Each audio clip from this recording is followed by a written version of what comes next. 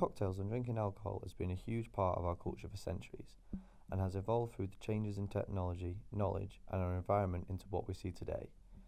Since the early 1900s, movies have played a big part in our everyday lives, but have these films influenced our drinking culture? There are endless amounts of movies which feature some form of drinking, but one of the best examples of a movie which has changed our drinking culture over the years is 007 himself.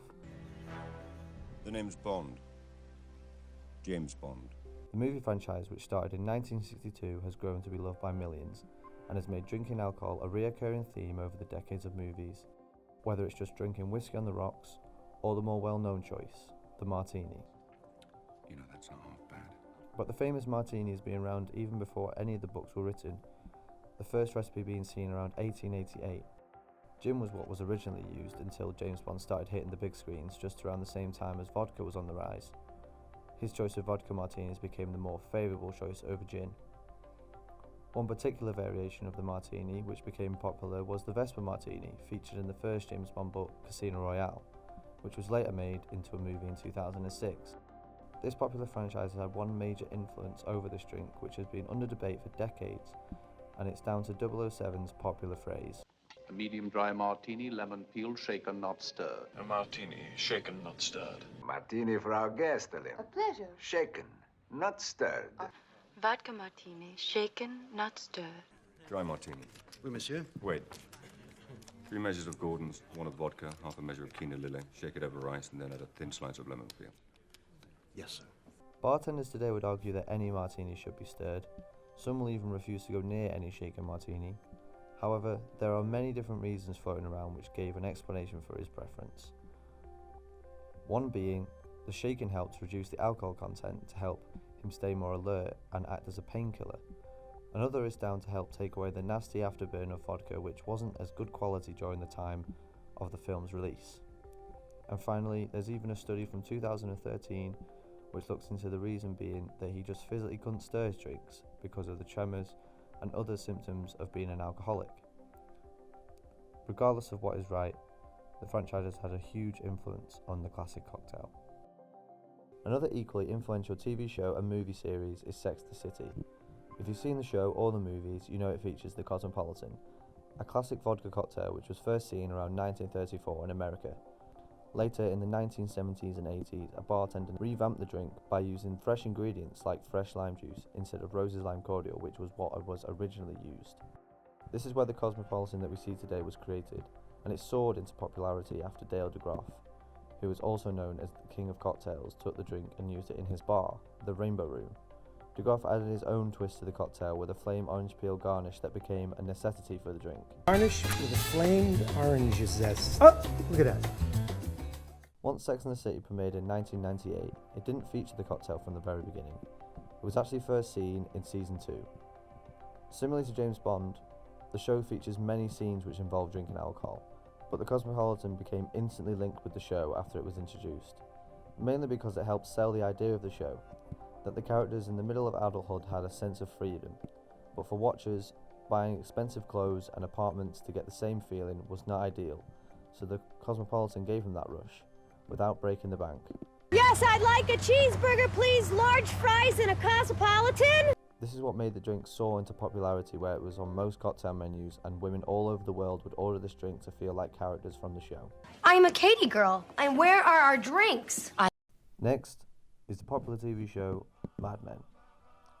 This TV show has featured many cocktails, from Manhattans to vodka martinis to Bloody Marys. But the staple drink for the show, and the drink which is somewhat considered a character in itself, is the old-fashioned. This famous drink has been around since the very beginning, being seen around even as early as 1806. The combination of whiskey, sugar and bitters has evolved over hundreds of years to become what it is today. Over time, it's had its peaks and valleys in popularity, but when Mr. Don Draper first appeared on screens in 2007 for the first time, Can I get an old-fashioned? people were drawn to the themes of drinking alongside his personality, which was something that was likely to be intended with the show being set in the 60s in America, which is a time where day drinking was a big part of culture and the time where old fashions were ordered regularly in bars. Around the time of the show's premiere, old fashions were a thing of the past, only ordered by people who either lived in the time period or worked behind a bar themselves. However, once the show hit the screens, bartenders all over the world began to see a rise in demand for the drink, along with the phrase, "How Don Draper of you," being thrown around. It's clear that the release of the show and the persona of Don Draper influenced the public to follow in his footsteps, even if they couldn't handle the amount he drank throughout the show. No, we're actually just having a conversation. Is that okay? The last of the films in this list to feature a popular and classic drink is The Big Lebowski. This extremely popular crime movie features main character The Dude, played by Jeff Bridges, who throughout the movie makes the character's signature drink, the White Russian, or better known in the movie as a Caucasian. Another Caucasian, Gary. Right, dude. The White Russian has a very short and shrouded history, with similar drinks appearing in bars and cocktail books around the mid-20th century. The main book being the Savoy Cocktail Book. Then around the 1960s, a cocktail called Alexander the Great joined with the Black Russian to create what we see today. The White Russian has always been a popular drink, but has experienced its own peaks and valleys over the decades. It wasn't a popular drink until the release of The Big Lebowski in 1998, which definitely helped boost the drink. However, even just over the past 20 years, the drink has only been ordered by the select few, with a noticeable peak in demand more recently. There is one more movie which doesn't feature a popular classic cocktail but has had some influence on the world of cocktails and bartending as a whole since its release in 1988. Starring Tom Cruise, the movie Cocktail gives an insight into the culture of drinking in the 80s, with many boozy and colourful drinks. America's getting stinking on something I stir or shake. The sex on the beach. The schnapps made from peach. The velvet hammer. The Alabama slammer. But this movie also highlights the world of being a bartender, the late nights cleaning, the different drinks you have to remember, and the level of showmanship and hospitality that you need for the profession. A friar tuck. A white Angel tip! Dirty mother! Can I have what I ordered? All right! But the movie features a style of bartending which was new to the world on release, and that's flair bartending. Prior to the kind of flair we see today, the only other time something similar was seen was with the cocktail called the Blue Blazer, which involved pouring flaming whiskey or brandy from one metal jug to another. Flair today, however, is much more complex, and the actors in the movie were trained by famous flair bartender John Bandy, who started his career in TGI Fridays only to become known worldwide as one of the best in his trade. The movie helped raise awareness for the style and helped it become what it is today.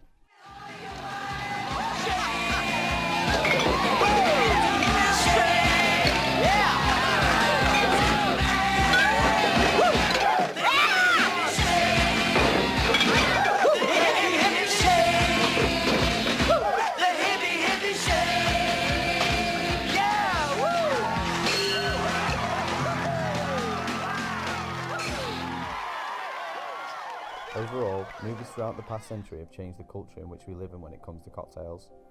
Regardless of whether it's been positive or negative, it's difficult to say if we'd be where we are today with some of the movies mentioned when it comes to the quality of the drinks we're served at the bar.